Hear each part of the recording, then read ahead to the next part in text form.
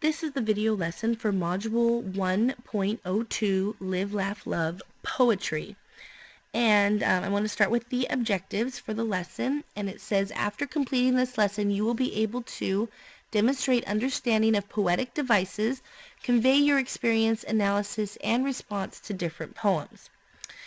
It starts out with a poem, a part of a poem here. It says, love is anterior to life, posterior to death, initial of creation, and the exponent of breath. And Emily Dickinson said that.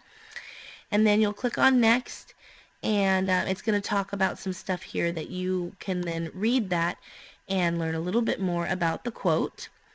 Always hover over the colored words because it will give you some more explanation. And then you'll move on to page 2. On page 2, it says Understanding Poetry.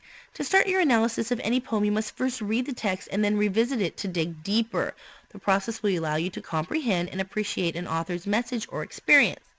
So you're going to read through this whole page. It's going to go through some lessons for you, and it has the poetry resource here that you can click on, and this will give you some more information that will help you, give you some vocabulary that will help you understand the poems better.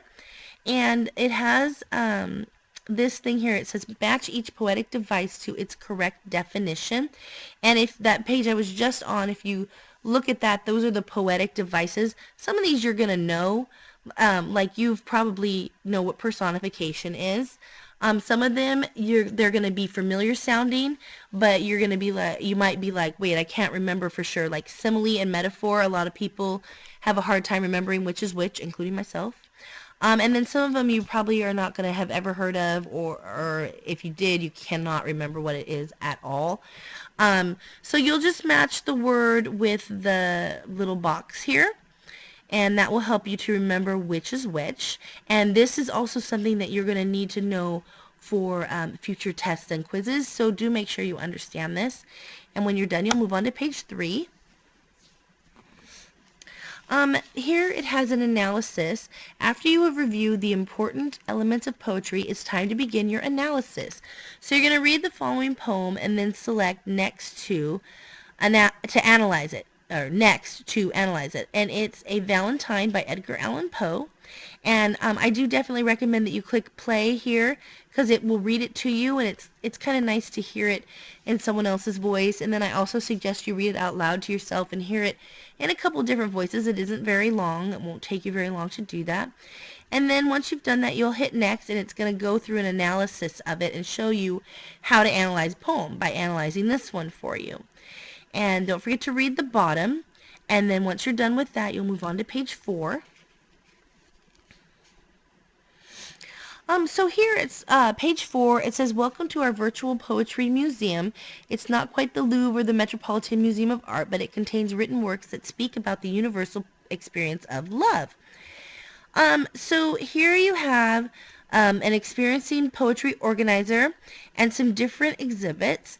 So you can select the artwork to reveal poetry behind them, and it's going to open up a new window like this that has a poem like this one, She Walks in Beauty.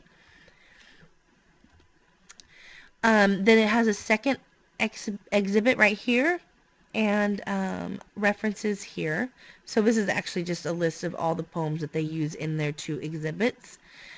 Some of them you may heard of, or at least have heard of the author or the poet, so that might help you to have a better understanding of it. There are 5 pages in this lesson, but the 5th page goes over the assignment, and I'm going to make a separate recording of that. So the main thing for this is just remember to read every page, click on every link and everything it gives you so that you fully understand what you're dealing with before you try to do the assignment or take any of the tests. And of course, if you have any questions, just let me know. I'll be happy to help you.